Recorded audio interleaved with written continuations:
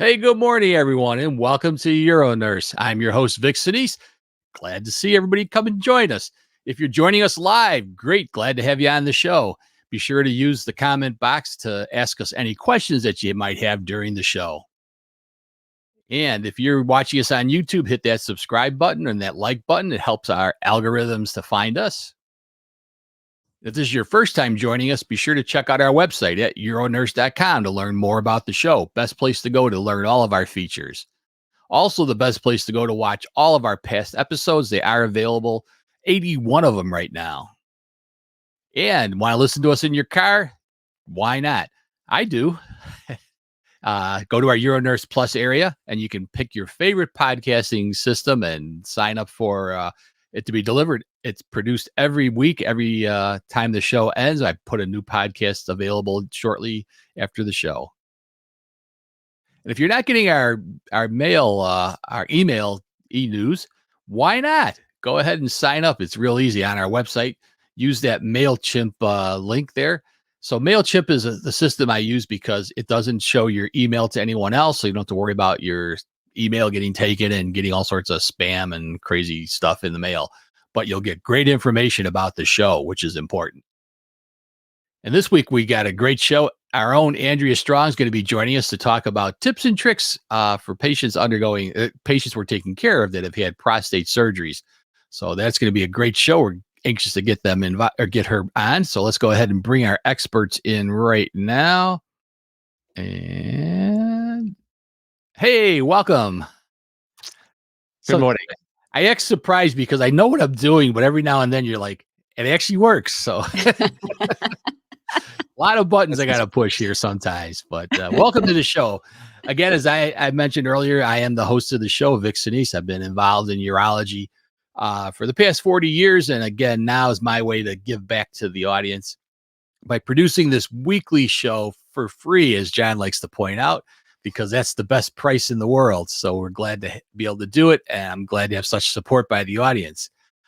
Speaking of that, let's go ahead and bring in our John to give his introduction. Good morning. I am passionate about helping urologists succeed in the business of urology. And to that end, I created the Thriving Urology Practice Facebook group where we crowdsource practice management solutions for everyone's benefit. And like Vic said, it is all for free. Although it is free, it is not low in value. I frequently speak on the topics of coding, billing, revenue cycle, marketing, and how to run your practices more efficiently in the era of declining reimbursement and rising practice overhead. I'm John Lin, a private practice urologist in Gilbert, Arizona, and I look forward to our discussion today. Yeah, thank you. And now let's bring in our speaker, Andrea Strong, one of our regular panelists who's going to be our speaker today. Go ahead and give your introduction. Good morning. My name's Andrea Strong. I'm a nurse practitioner in Wisconsin. I've been working in urology now for about 14 years. I worked for a nurse as a long time in urology as a nurse. I've done just about everything there is to do in urology: inpatient, outpatient, procedures, telephone calls, the whole gamut. So I'm hoping today that you can take away things from my presentation, whether you're a medical assistant, a nursing assistant, a nurse, an LPN, an advanced practice provider, and maybe even our physicians could learn something. Yeah, absolutely. So it's a good point. You know, we provide education for all healthcare workers, and it's important that we provide this much needed education. And we know that folks like to come to our show for the education. So we're glad to be here to do it. All right, let's go ahead and bring your slides in and take it away. All right. So today I'm going to be talking to you about Recovery RX, nursing tips for prostate surgery. And I'm calling this part 1 because I'd like to do a second segment where we cover some of the ERAS protocols, enhanced recovery after surgery. So I want to pose a question to the audience. What do you wish that someone would have told you when you were new to urology? And I've got one myself. So I want you to think about those things and then we'll have an opportunity to share at the end. But my story is when I was a new nurse working on the inpatient floor, we had a lot of patients who were transitioning over to the condom catheters or Texas catheters, and there was a big drawer of them. You just grab one out, put it on the patient, and there was so much frustration because, oh, this is either too tight, it hurts the patient, or it's way too loose and it's leaking all over the place. Well, no one told me that there is a system for fitting patients for the right size, and no one told me that there were different sizes of condom catheters. So if you don't have that available to you, make sure you grab one. They're usually a little piece of paper that you can use to fit your patients for the correct size on a condom catheter, also known as Texas catheter. Before we get too deep into the presentation, I just wanted to cover some of the terms that we're using in urology that may not be familiar to everyone. Gross hematuria is one of them. Sometimes patients get a little confused and think that you're saying gross as in, ew, that's gross that you have blood in your urine, but that's not the case at all. Blood in the urine can be microscopic, meaning not visible to the eye, but visible under the microscope, or gross hematuria, which means there's so much blood in the urine that you and the patient can see it with your eyes. BPH stands for benign prostatic hyperplasia, and that's an overgrowth of the prostate tissue. The prostate starts to grow at around the age of 40 or 50, and it doesn't stop growing. Force of stream, this is commonly used in our outpatient settings when the patients are describing, is your stream strong or is your stream weak? And sometimes it can be variable force of stream. Sometimes it's really strong, sometimes it's really weak. LUTS, LUTS, also known as lower urinary tract symptoms. This is a sort of a blanket term that we use to describe any urinary issues. Going to the bathroom frequently, urgently, like you're rushing to the bathroom. A weak force of stream, an intermittent stream, meaning that the patient will urinate and it stop and go and stop and go, or they're standing at the toilet for a long time trying to get their bladder empty. DRE, the infamous digital rectal exam. PVR stands for post-void residual. This is usually a bladder scan that's done on the patient after they urinate. Some institutions are looking just purely at the number of milliliters left in the patient's bladder. For example, 100 milliliters left in the bladder or 200 milliliters left in the bladder. And some institutions and providers are more interested in the percentage of urine that comes out when the patient urinates versus after how much is left over. For example, if a patient urinates 100 milliliters and they have 50 left over, that's 50% evacuated out of the bladder. A tick. This is not a bug. This is not a tick bug. This is a diverticulum. This is an extra pouch that can form on a patient's bladder, sometimes even around the urethra, called a diverticulum. And sometimes you'll hear people saying, oh, he's got large ticks or small ticks or a large tick on the left bladder. This is not a bug. RRP. So this is a robotic radical prostatectomy. ED. Sometimes this means emergency department, and sometimes this means erectile dysfunction. ERAS. Enhanced recovery after surgery. Retrograde ejaculation. This can happen to our male patients for a variety of reasons, but what happens is the semen can go backwards into the bladder rather than forward. The way that I explain it to my patients is that it's not harmful, it's not painful, it will not change your sensation, but you might have a dry orgasm.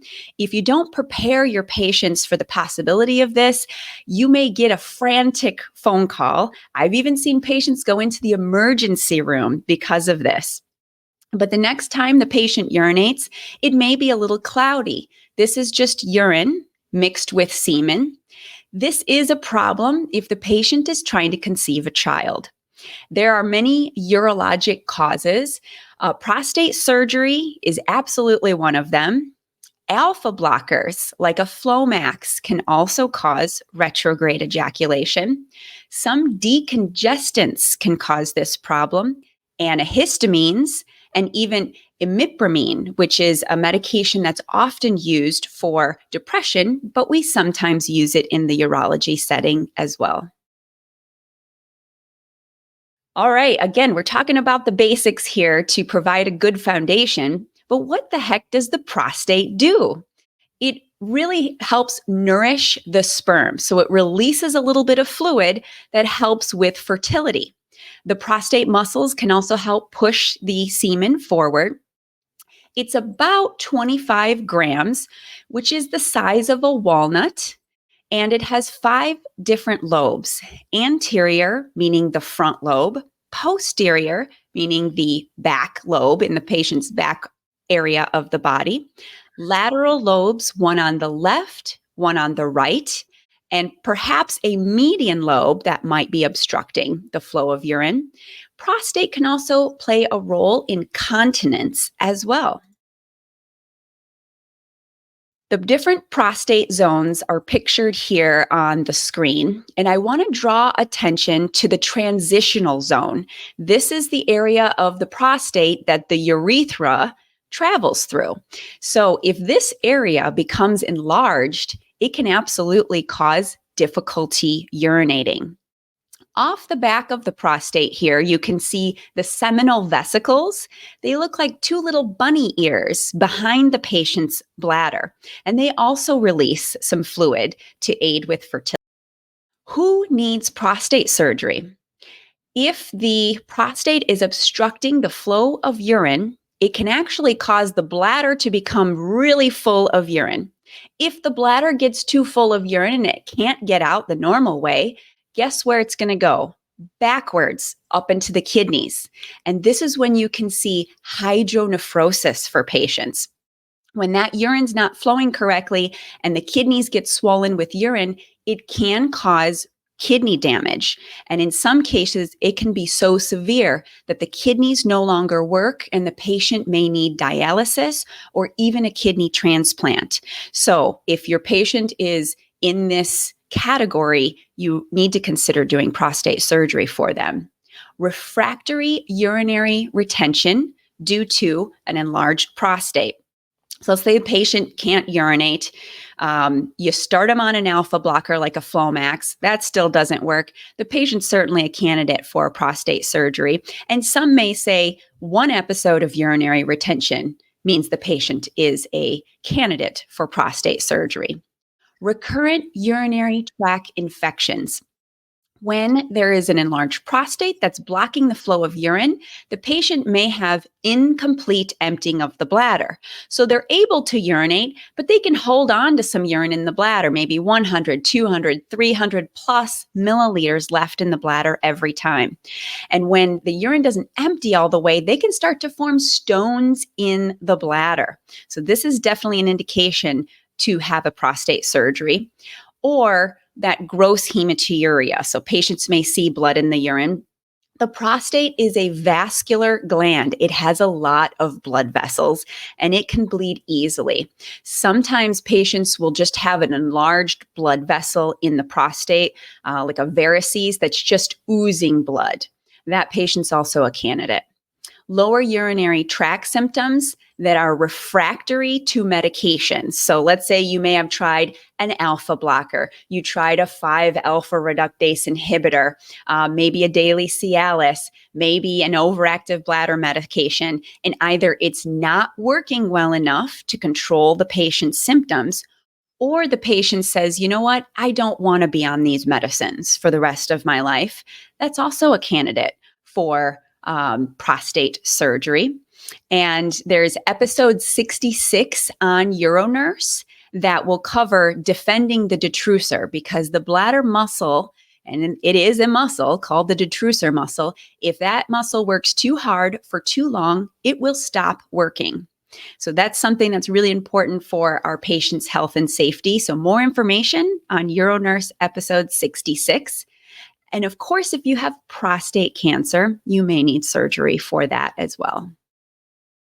I'm going to quickly go through the different types of prostate surgeries. These are based on the American Urological Association guidelines.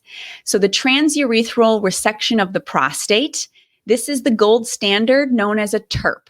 Most of your patients would have heard of it, and most institutions offer this type of surgery. A simple prostatectomy. This is not as common now that we have other options, but this is reserved for a patient with a very large prostate, maybe 100 grams or more. A transurethral incision of the prostate. This is reserved for patients who have a smaller prostate, maybe around 30 grams or less. They would basically go in and cut two different areas to sort of fillet open the obstruction to help alleviate that. Transurethral vaporization of the prostate, photoselective vaporization of the prostate. An example of this would be the green light laser.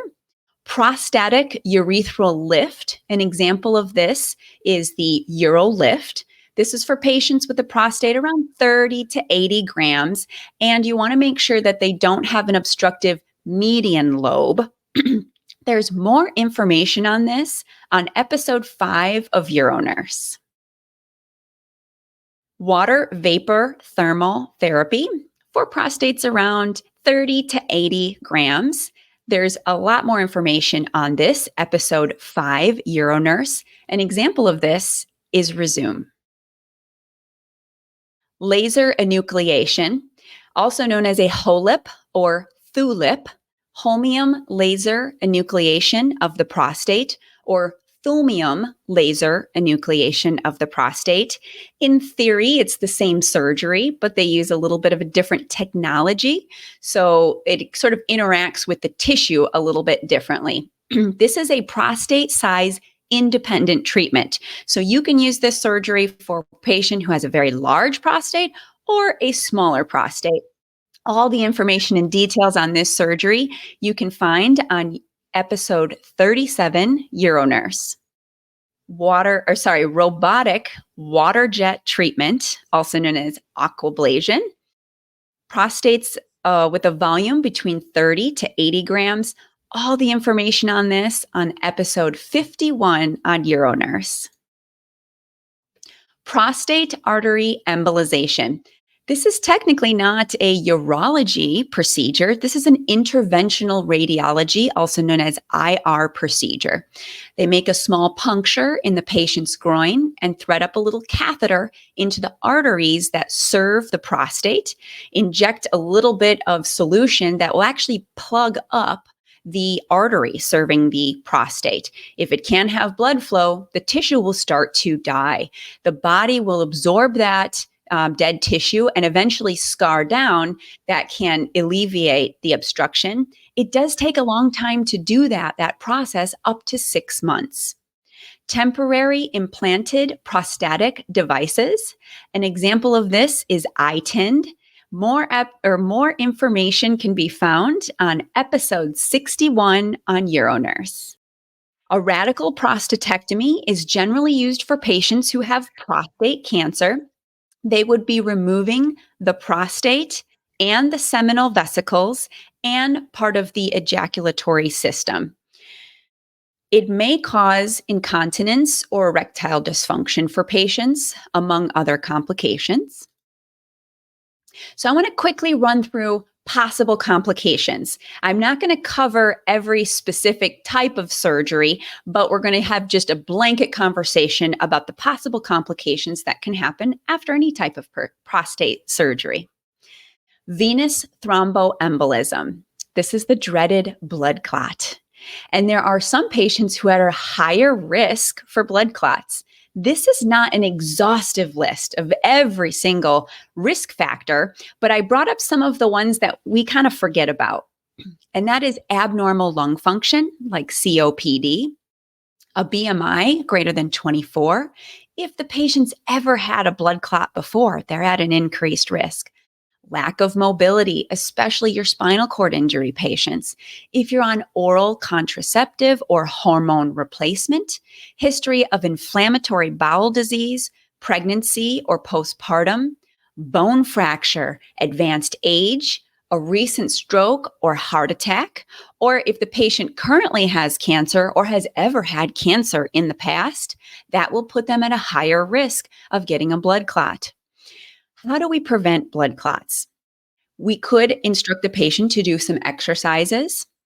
Pointing and flexing the toes can help move that blood up from the calves and push it up towards the heart. Generally, when blood clots are a problem, they're forming in two places after surgery. One is in the calf, known as a DVT, or it could happen in the lung, called a pulmonary embolism, which is even more serious than a DVT. We can also prevent blood clots with anticoagulants. Encourage your patients to get up and walk. And if you've ever worked in the inpatient setting, you'll know that that's a huge goal for patients right after surgery.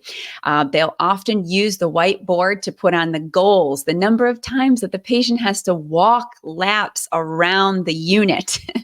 And this can really help prevent complications above and beyond blood clots. It can also prevent pneumonia and other problems. Sequential compression devices. These are the white wraps that are put around the patient's legs, and it pumps up with air, and that will continuously squeeze the patient's calf in effort to keep that blood moving so that it doesn't become stagnant and cause a blood clot. Compression stockings like TED hose can also prevent blood clots. Maintaining a healthy weight and encouraging your patient to not use tobacco products. If you can't get your patient to stop smoking before surgery, perhaps they'd be willing to stop smoking or reduce the number of cigarettes or tobacco products just in that time period of their surgery, preoperative and postoperative state. Even that can help reduce the patient's risk of complications. There are some types of surgeries that are greater risk of causing erectile dysfunction on the prostate, but there is more information about how to treat erectile dysfunction on episode 8, 11, and 14 on UroNurse. Hematuria. It is expected to have a little bit, at least light hematuria after having any type of prostate surgery. This is important to prep your patient for. This will save you phone calls and MyChart messages. It may save your patient a visit to the emergency room as well. If the bleeding becomes too significant, it could require the patient to need to come in for you to irrigate their bladder. Or some patients actually require a CBI, which stands for continuous bladder irrigation, to help have a constant flow of solution through the bladder to prevent a big blood clot from forming in the bladder. It is possible when there's blood in the urine for it to form a clot within the bladder, and that can then obstruct the flow of urine. It can plug up the Foley catheter, and that's a big problem for the patients. 5-alpha reductase inhibitors like Proscar or Avodart are often used to shrink the prostate to help alleviate the obstruction, but they can also be used to help reduce bleeding in the prostate because it reduces that blood flow. If your patient's at a high risk of bleeding, you may want to consider a HoLIP, a THULIP, or a green light laser because that will reduce their risk of bleeding after the surgery. I have a photo here of a 3-way catheter. On the very top lumen, that is the lumen that's used to inflate the balloon to hold the catheter in place. The middle lumen is used for the solution and the urine to exit from the bladder down into the catheter bag. And then the third lumen would be plugged up to a very large bag of saline. And you have a roller clamp where you can actually control how fast or how slow the flow is. And you can titrate that to help with the bleeding. Autonomic dysreflexia. This isn't directly related to types of prostate surgeries, but we see it all the time in urology, and I think it's a really important safety piece for our patients. So I just want to quickly go through. So this is for patients who have usually an injury at T6, so thoracic 6 or above, can actually have issues with autonomic dysreflexia. And what happens is the blood pressure can get so high that it can cause a lot of damage to the patient's cardiovascular symptoms or system. Symptoms include a severe headache, sometimes definitely high blood pressure, sometimes a low heart rate, facial flushing, pallor. There's more information on this on episode 17 on UroNurse. But whenever you're filling a patient's bladder who has a spinal cord injury at T6 or above, like a urodynamic study or a cystoscopy, it's important that you monitor the patient's blood pressure throughout that procedure to make sure you're not causing an episode of autonomic dysreflexia. And you should have protocols in your clinic that can help treat and correct this issue. Again, there's more information on the episode 17 on UroNurse for that. And 85% of cases of autonomic dysreflexia are caused by a urologic issue.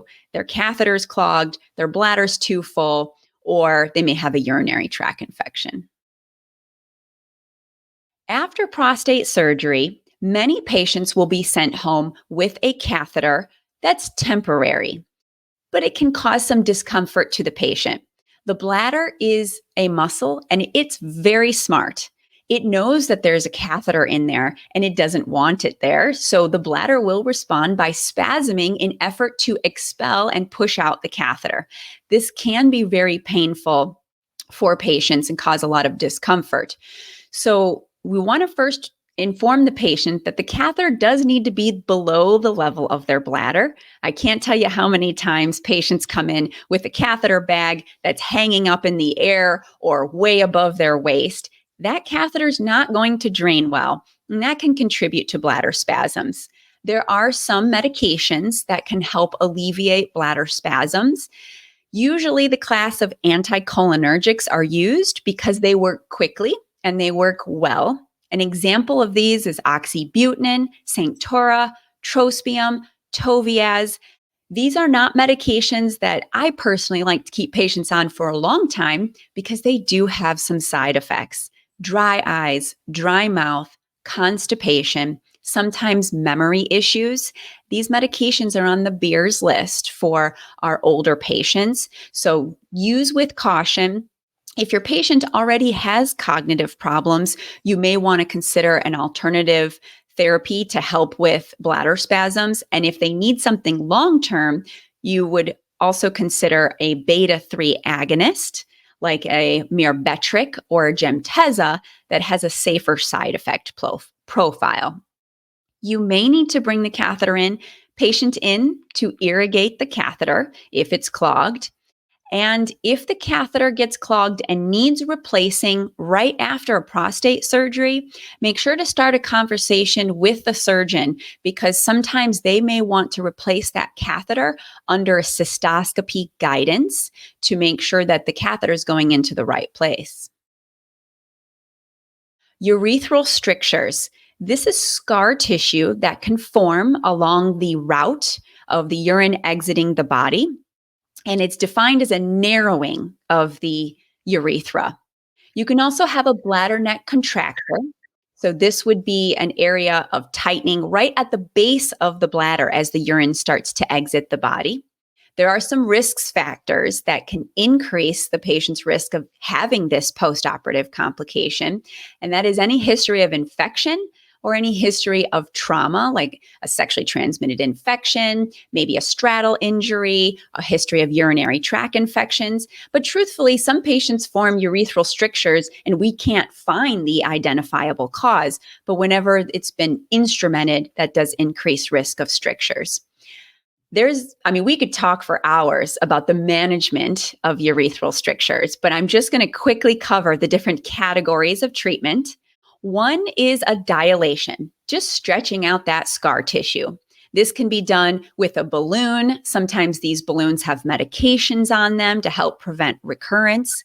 Self-obturation, which just means the patient would use a catheter at home, like a clean intermittent catheter, and insert it in there about once a day to help prevent the scar tissue from coming back. There's filiforms, followers, and urethral sounds, which are different types of instruments that we can put through the urethra just to stretch things out. A DVIU, direct vision internal urethrotomy, where that stricture is cut open. A more formal urethroplasty, and this is a reconstruction surgery. Sometimes they'll actually use a little piece of the inside of the patient's cheek called a buccal mucosa to help with that reconstruction. And there's an episode 55 on Uronurse where they talk about Optilume, which is a type of balloon dilation that can be done for urethral strictures. Sometimes the urethra can be completely obliterated. There's so much scar tissue. It's so extensive that it's really not fixable with, dilations.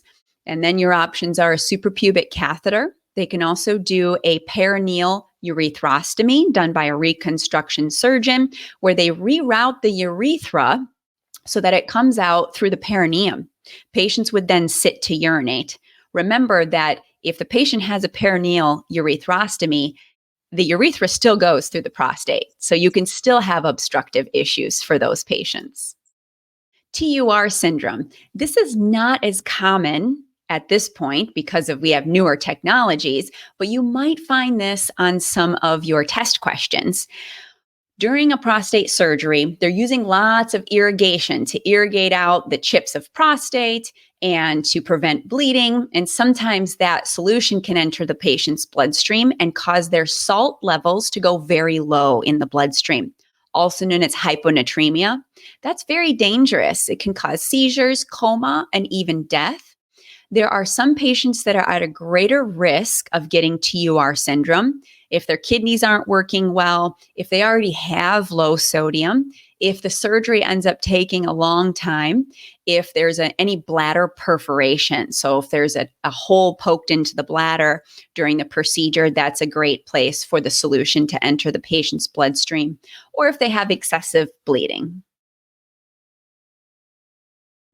Stress urinary incontinence sometimes occurs after certain types of prostate surgery. Again, we could talk about this for hours, but I just want to briefly cover that there are behavioral therapies that can help with this, like the Kegel or Kegel exercises. There's some medications and some surgical options that can alleviate leaking of urine with coughing, sneezing, and laughing after prostate surgery. And that's an important piece to bring up. Sometimes patients misunderstand the word stress urinary incontinence. And when I say you have stress urinary incontinence, sometimes I hear, I knew it. I've been under so much stress lately. It's not related to psychological stress. It's just that stress of coughing, sneezing, laughing, or pressure on the bladder that can cause leaking of urine from the bladder. So how can we promote healing and prevent complications for our patients after prostate surgery?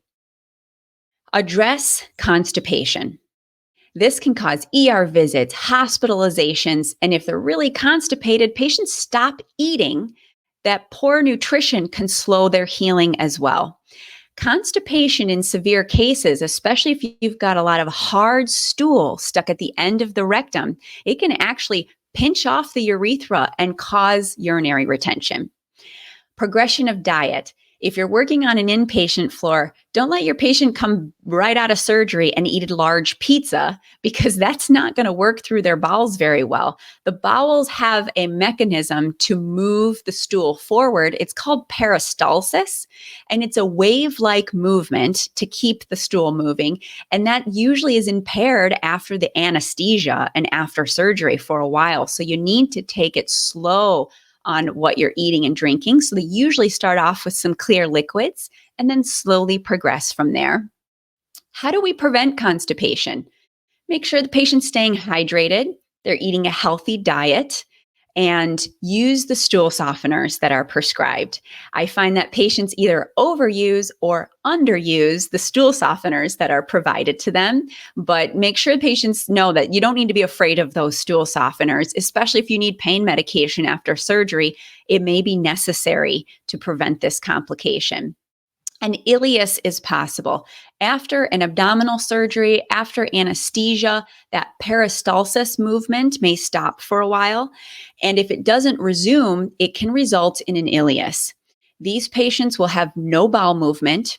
They may have severe abdominal pain, nausea, vomiting, and they're not passing any gas. If they're not farting at all and they have these symptoms, patient needs to go to the emergency room because an ileus is a medical emergency. Diet. In general, you want to make sure patients have a healthy diet with plenty of protein and fresh fruits and vegetables before and after their surgery, because this will help promote their healing and wellness after any type of surgery. Tobacco cessation. Urology, we have opportunities all the time to talk about patients on the benefits of stopping smoking. It doesn't take up much of your time. I'll usually simply say, listen, smoking can cause a lot of health problems for you. In urology, smoking can cause erectile dysfunction. It can also increase your risk of bladder cancer. So the first step in stopping smoking is picking a date. And that can be kind of fun. I actually just picked a date with a patient yesterday and to help them stop smoking. There's some resources available. Obviously, their primary care doctor is a great resource, and they can prescribe medications that can help with stopping smoking. There's also smokefree.gov, and there's some apps available. An example is Quick Guide or Quit Start. And in the surgical period, if the patient's not agreeable to stopping smoking completely, you can encourage them to just reduce the number of tobacco products, or maybe just stop during that pre and post-operative stage, because smoking can increase risk of blood clots and it can delay healing after surgery.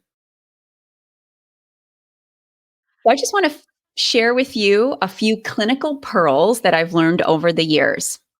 If the patient has had a HOLIP or a THULIP, that prostatic fossa will be quite large. And if you're placing a Foley catheter, it's easy for that 10 cc balloon to actually fall into the prostatic urethra and can cause the bladder to not drain as well. So you may consider placing a Foley catheter with a 30 cc or 20 cc balloon if they've had a history of this surgery, to make sure that it's going to stay in the area of the bladder. Ball valve-like voiding symptoms. This is a rare complication, but sometimes after prostate surgery, some tissue can be left behind and could be inside the bladder. That tissue can actually flap down over the urethra and cause a sudden stop in their urinary stream. So if someone says, listen, I just had a prostate surgery, my stream is strong, it's wonderful, and all of a sudden it snaps shut, they may need to be evaluated for some tissue left behind in the bladder. When patients have prostate surgery, their urinary symptoms will usually get worse before they get better. And if you've got a patient having a surgery that removes some of the tissue, like a TURP, their PSA is going to drop as a result of that. So after some of the prostate tissue has been removed, you need to get another baseline PSA level for that patient. And then there's more information on UroNurse episode 4 on in-office anesthesia from Vic Sinise. So those are my clinical pearls. That's my presentation today on prostate surgeries and recovery. And I'd like to open it up to questions. Helps if I turn off my mute. Great job. You covered everything. I kind of like the little nod to some of the UroNurse episodes. The BPH, all the different treatments out there have really been one of probably the top rated programs for UroNurse. So it's really something that's quite present. I threw out this question. Nobody jumped at it, so I'm going to throw it out to you. Anybody know why it's called the Texas catheter? I do not. John, you usually have a good story. Well, I believe it was initially branded as a Texas catheter, possibly a Texas hat to catch the urine. And maybe it was manufactured by a company named Covidian. Oh no, Kendall, and then maybe Covidian purchased Kendall or something like that. But it definitely has an origin. Yeah, that's. I was looking it up. Raj just put through here that it was invented in Texas. Could be. Somebody. I was looking up a forum on it, and they were saying everything's bigger in Texas, so it made sense. The one that made the most sense is it was the company that actually produced it, called it a Texas catheter, because back when it was produced, the word condom was kind of, thought is a little risque to say. So instead of calling it a condom catheter, they call it a Texas catheter because, as John alluded to, it kind of looked like a hat. So now we know Texas catheter. Folks, if you have any questions that are watching, feel free to put those into the comment boxes. The one thing I was going to ask Andrea, I've noticed this more and more, is the smoking cessation. The risk factors that smoking leads for operations. I've seen some physicians that will not do an elective procedure unless the patient stops smoking. Obviously things like healing and stuff. But what are your thoughts on that? Yeah, I've seen varying degrees of providers wanting patients to stop smoking. And certainly there are providers out there, surgeons out there, who demand that the patient stop smoking before the surgery. I would say from a nurse practitioner standpoint, it's trying to get them to continue. You've already stopped for your surgery, so let's just continue on with that. But yeah, absolutely. It's a big issue, and it's important for patients' health. Yeah, absolutely. It's tough. It's such a habit for a lot of the patients who can't stop. They associate tobacco use with certain activities, certain times of the day that they go through every single day. So often it's finding ways to break that pattern. But the ultimate thing is, if they're not willing to quit, if they're not mentally ready to quit, it's not, no matter what you do, hypnosis, acupuncture, Chantix, whatever it may be, it's not going to be durable. Yeah. Well, and they say because the chemical nicotine is addictive, but as you mentioned, it's just behavioral. I mean, people just get that, sensation of having something in their mouth, having, it's a tough thing for people to break. I never smoked, but I respect the fact that it's not an easy habit to give up. Yeah, And absolutely. I personally, I highly encourage the patients to discontinue tobacco use, but imagine someone with a bladder tumor that you suspect is cancer. I'm not going to not operate on him or her to remove the tumor just because he or she cannot quit smoking. I'm going to counsel him or her on the potential increased risk of recovery and also recurrence of this cancer, but I'm going to do my best to mitigate some of the risks of surgery, even though they're still smoking. Yeah. Right. And that's been one of the most successful things I've had with patients stopping smoking is bladder cancer, because they get they get a tumor, they continue smoking. Now they get a second recurrence. You put them through, treatments like BCG, etc. And you kind of sit down and you say, it's been well documented that if you give up smoking, that may be the biggest thing to prevent these from recurring. And finally they give it up. And, a year later they're back and they haven't had a recurrence. And they're like, wow, I'm so glad I listened to you. So, well, forget about recurrence. I worry about progression. Yeah, absolutely. Yeah. Yeah. They go from stage TA or T1 to stage 2, which means we can keep the bladder versus not being able to keep the bladder. That's what really worries me. Exactly. Yeah. I think patients see the recurrence more as an issue because they don't want to go through surgery again. But you're right, absolutely. That's the other issue is if it gets worse. Right. I've seen some physicians in the past, if the patient, even if they haven't had any recurrence, if they're still smoking, they've made them still get a scope every 3 months. So that was a big driver for them to stop smoking because they were tired of coming in for cystos every 3 months. Whatever it takes, right? Yeah. Yeah. Monica asked a question. Yeah. Patients often ask, how long will I have incontinence or other LUTs? And how do you set expectations? That's a good one. I think it's really based on the type of surgery because some surgeries are a much greater risk of having incontinence. For example, the radical prostatectomy, it can take up to a year. Other types of surgeries, you may not, have incontinence at all. I'm not a surgeon, so I would maybe refer to Dr. Lin if he's got some insights on this.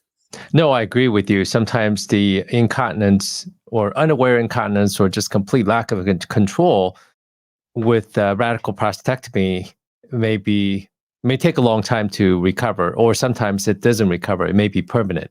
Now, when I perform TURP procedures or BPH procedures, I warn the patients beforehand. Actually, I have a frequently asked question sheet that I tell the patients. And I also created a fairly popular YouTube video recently about TURP FAQs, where I go over some of these concerns.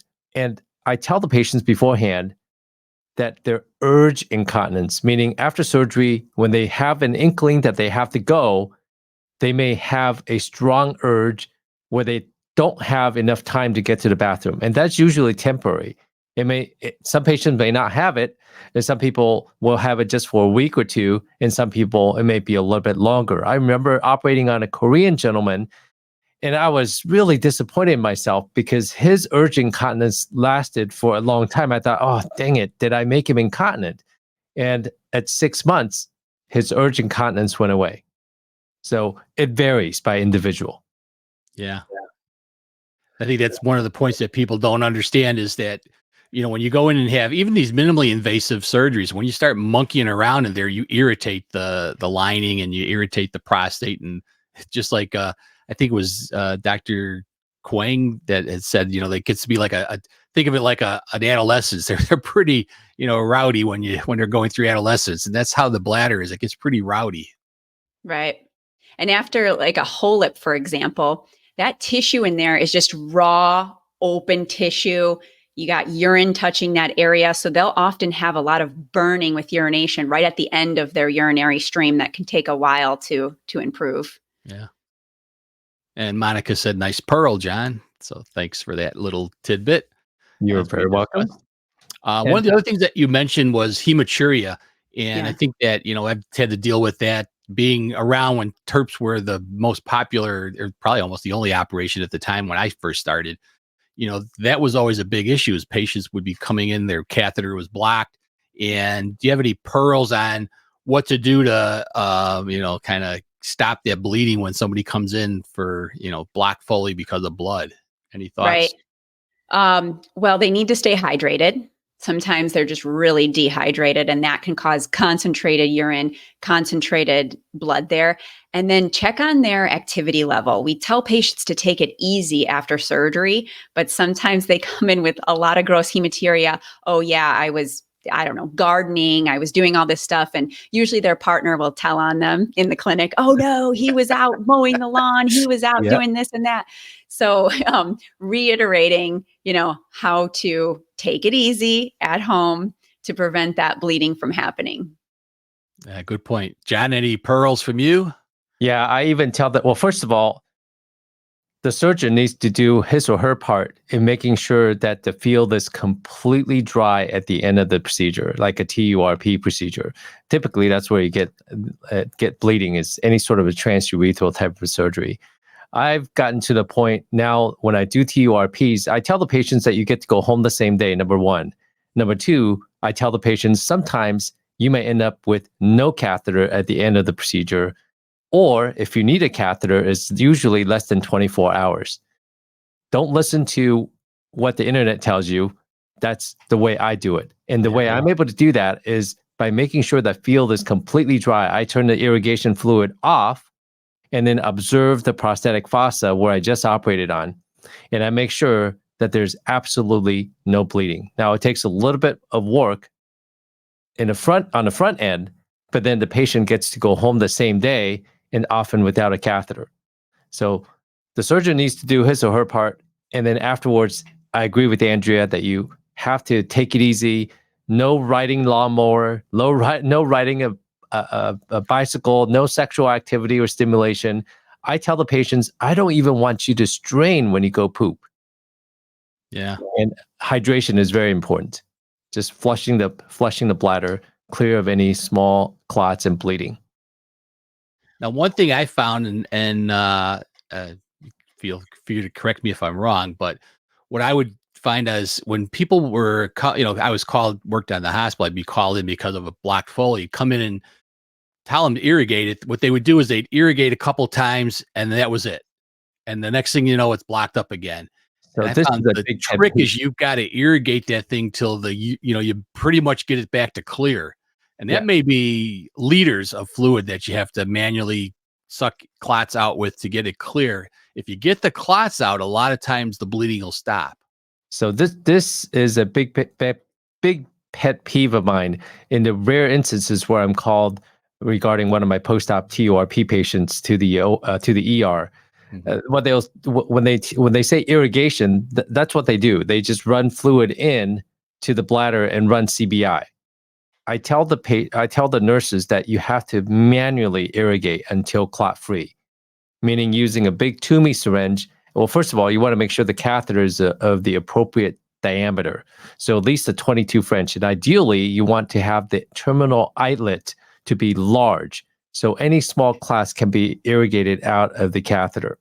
So that's number one, large bore catheter. Number two, Toomey syringe to manually irrigate the catheter until clot free. Without doing that, all that CBI stuff, usually by the time the patients get to the ER with that type of an issue, that CBI, that automatic CBI stuff doesn't usually do the trick. You have to manually irrigate until clot free and then do the CBI. Yeah. Good. That's what I've observed. And I think that I've taught many people that, how to do a proper bladder irrigation. And just like you said, they turn on the CBI and hope that it'll flush it out, and it just can't get those big clots out. And having the right size catheter, they even make a hematuria catheter, which has so when you suction, it doesn't suck itself dry. It kind of has I think a wire or something inside of it to make it stiffer, but getting it clean, that's the whole trick. Yeah. So another question or thought I had to discuss is we were talking in your talk, you spoke about urethral strictures. Yeah. And I think that one of the big things that nursing can do is that intermittent catheterization to prevent it from stricturing back, because we know that the urologist in our practice would go in and use an instrument to stretch the stricture. And then the patient would come back after a certain number of months, things slowing down again. They'd go through and have to have a sound stricture stretching again, or sometimes even in this, surgical procedure where you go in there and kind of lice the stricture. And, I saw that in my career and I was like, this is crazy to keep going over and over again with this patient. Why don't we just try intermittent catheterization to see if it'll keep it open? So we came up with a protocol where we'd have them do it once a day and then slowly start decreasing it to once a week, and then just kind of like once a month. And then if it ever slowed down again, go back and use it more frequently. And a lot of patients that were coming in for routine sounding no longer had to come in. It keeps it open. You'd mentioned that in your talk. Right. Yeah, that is an option for patients who either don't want to have surgery or are not a good surgical candidate, or maybe they have had radiation to the prostate before. That's always, if any history of radiation makes it really difficult for any surgery to be successful. So that self-obturation, where they're just self-cathing every so often, can be a great option for patients. If I'm going to use that for my patients, I usually ask them to do it once a day. And even then, sometimes they'll still have difficulty inserting that catheter even once a day, and they still require some sort of intervention. Yep. I have to commend you, Andrea, for being so empathetic to the entire audience, explaining the basic terminology of the abbreviations that we use, because often we just throw these words out there, for instance, gross hematuria, LUTS, DRE, and things like that, where a lot of people don't have a full understanding of what that entails. Right. Exactly. I still remember being new to urology, and I'm a fairly new urology nurse practitioner. So like for people to feel comfortable with that, which brings me back to the question I posed during the procedure. During the presentation, what are the things that you wish someone would have told you when you were new to urology? Yeah, nobody wanted to chime in on that one. Here's your chance, folks. Go ahead and put in if you have a comment. One of the things John had mentioned about these terms, there's terms that are specific to certain institutions too, because I worked at multiple hospitals and I would go in and say, give me a CBD bag. And they'd look at me like, a what? And that was, the Christ Hospital. That was the common name for the drainage bag, but it wasn't what they were called at another hospital. So, these terms can be specific to certain places. Exactly. I can think of one institution I was at. We called it a fill and pull, where we fill the bladder up and then pull the catheter out. But now I'm at a place where they call it a fill and void. So I remember when I first started, they're like, a fill and what? Yeah, it is interesting. And speaking of fill and void, and when it comes to coding and billing, when you do a TURP procedure and the patient returns for a catheter, you irrigate the catheter, irrigate the bladder, and then you remove the catheter, also known as a fill and pull or fill and void. That is not a billable encounter if that is all you did. Just FYI. Yep. Interesting. And when it comes to TUR syndrome, thankfully, that is pretty much a thing of the past, because almost every urologist I know, we're not using glycine or sorbitol as the irrigation fluid anymore. We're using saline. So when we do TURPs, it's now a saline bipolar TURP. So I don't worry about hyponatremia or the sodium being too low during that procedure, even with a large gland or a prolonged resection. Yeah. Saline makes it much, much safer from that perspective. Now, the other thing that you need to keep in mind is you can fluid overload saline on the patient. So all this venous sinuses that you open up during surgery, the fluid can get into those venous sinuses and overload the patient. So that's something that we now worry about for large resections, but not so much TURP syndrome from hyponatremia. Yeah. Good point, Dr. Lin. Okay, Monica did come up with hers. Knowing the different types of catheters and their uses. Yeah, that's definitely a one for when you first start out. I didn't even realize why they were different colored caps when I first started in urology. I certainly learned it quickly because I started seeing there were different sizes, but that's a definite one. Yeah. Well, this has been a great discussion. I don't see any other comments coming in, so I'm going to go ahead and put a little plug in for next week's show. Hormone ablation therapy, also known as androgen deprivation therapy, ADT, is a common treatment approach for prostate cancer. This is especially in cases where the cancer has spread beyond the prostate gland or is at high risk of recurrence. Prostate cancer cells often rely on the male hormone testosterone to grow and spread. By reducing the levels of testosterone in the body or blocking its effects, hormone therapy aims to slow down or stop the growth of prostate cancer cells. Vic Sinise, RN, will discuss tips and tricks on administration of these medications. Join us this week to learn more at uronurse.com. Hey, I know that guy, Vic Sinise. So yeah, I'll be presenting next week. I think it'll be interesting. For those of you that want to stick around later on, the Uro Patient Podcast will be coming at 10:30 Central Time. And this week, we're going to be talking, especially those that are patients that are watching, we're going to talk all about what BPH is. What is a big prostate? So it'll be interesting for you. And with that, panelists, as always, couldn't do it without you. Thanks for your help. Andrea, that was a great presentation. John, great to have your input. And we'll see everybody next week at the uronurse.com.